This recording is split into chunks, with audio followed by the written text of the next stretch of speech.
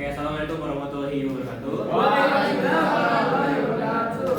Halo semuanya, perkenalkan nama saya Alfasin Besar. Jadi pada kesempatan kali ini saya akan membahas sebuah resensi yang saya buat mengenai buku novel yang berjudul Funikular Kisah-Kisah yang Baru Terungkap. Jadi ini adalah bukunya. Oke, baik. Jadi pertama saya akan mulai dari identitas bukunya.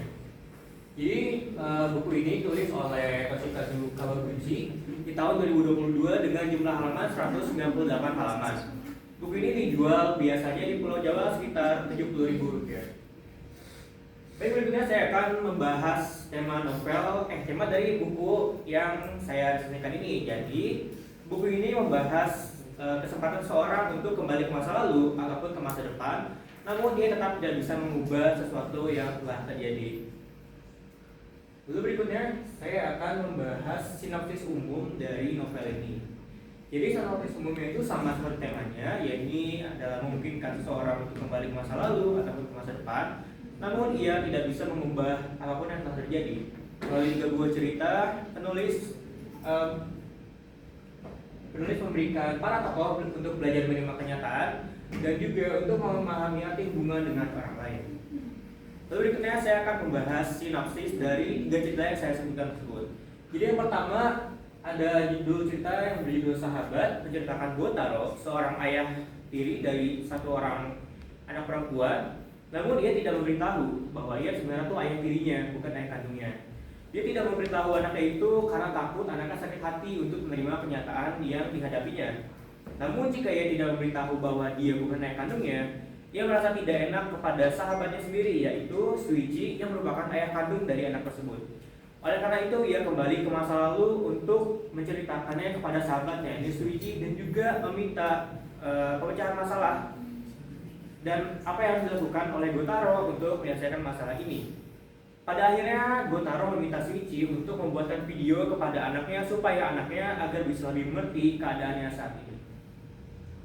Lalu berikutnya ada cerita ibu dan anak yang menceritakan seorang pria bernama Yukio yang merupakan anak kedua dari 2 bersaudara dan ibunya, yakni Kaname.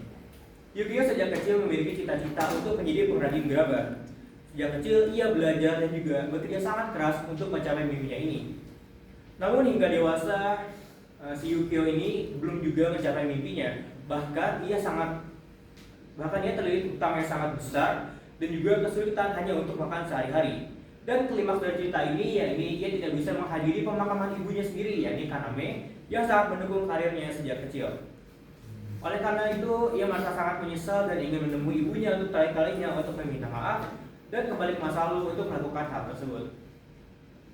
Lalu berikutnya ada cerita kekasih yang menceritakan Kurata, seorang karyawan biasa, dan juga ada Asami sebagai teman dari pekerjaannya. Kurata memiliki perasaan yang sangat besar terhadap Asami. Ia tidak ingin Asami untuk bersedih atau tidak bahagia sedikit pun. Namun suatu ketika, Kurata divonis oleh dokter bahwa dia mendapati penyakit kanker yang mana durasi hidupnya hanya sekitar 6 bulan lagi. Kurata saat itu sangat khawatir tentang kebahagiaan Asami. Dia ingin memastikan Asami bahagia di masa depan. Oleh karena itu, si Kurata ini menuju ke masa depan untuk memastikan apakah Asami ke depannya bahagia atau tidak. Lalu berikutnya saya akan menjabarkan keunikan dari novel ini. Jadi yang pertama, novel ini menggunakan satu latar utama, tapi setiap cerita memiliki nuansa yang berbeda. Kata yang digunakan ini suatu kafe kecil di ujung jalan di Jepang. Meskipun hanya memiliki satu latar, 3 cerita tadi memiliki nuansa yang sangat berbeda sehingga sangat menarik untuk diikuti. Lalu berikutnya, setiap episode saling bersambung sehingga terasa saling terhubung.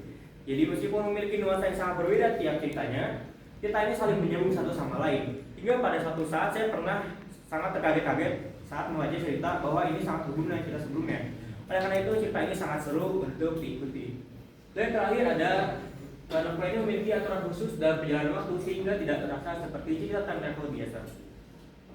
Jadi untuk melakukan perjalanan waktu di novel ini, si penjajah waktu diberikan beberapa aturan untuk melakukan perjalanan waktu. Tidak seperti cerita time travel biasa yang bisa menuju ke masa lalu ataupun masa depan dengan bebas dan juga dapat mengubah realitas. Di novel ini ia tidak bisa melakukan hal tersebut, sehingga dapat menambah keunikan dari novel ini. Lalu berikutnya ada kelebihan dan kekurangan. Jadi yang pertama ada kelebihan novel ini, yakni yang pertama, alur cerita disampaikan dengan emosional. Novel ini menghadirkan cerita-cerita ringan, namun sangat menggugah emosional saat sudah di klimaksnya. Lalu berikutnya ada penggambaran mata dan pasca indera terasa nyata dan juga latar sederhana tapi membekas dan mudah dipahami. Tata cerita yang digambarkan hanya memiliki sedikit detail yang disampaikan pada novel tersebut. Ini hanya berupa 3 buah jam dan juga beberapa layout dari kafe tersebut. Namun meskipun hanya sedikit detail disampaikan, detail-detail tersebut sangat membekas di pikiran pembaca. Lalu berikutnya ada kekurangan novel. Kurang novel yang saya baca, yakni beberapa percakapan kurang jelas menunjukkan siapa yang berbicara dan juga pembaca perlu menebak sehingga menampilkan cerita yang berbeda. Berikutnya ada rekomendasi pembaca. Jadi novel ini cocok untuk dibaca oleh remaja dan juga orang dewasa yang menikmati cerita tentang perasaan, penyesalan dan juga konsep perjalanan waktu yang sederhana. Berikutnya ada dokumentasi saya saat membaca novel ini. Oke, mungkin cukup sekian dari saya. Wassalamualaikum warahmatullahi wabarakatuh.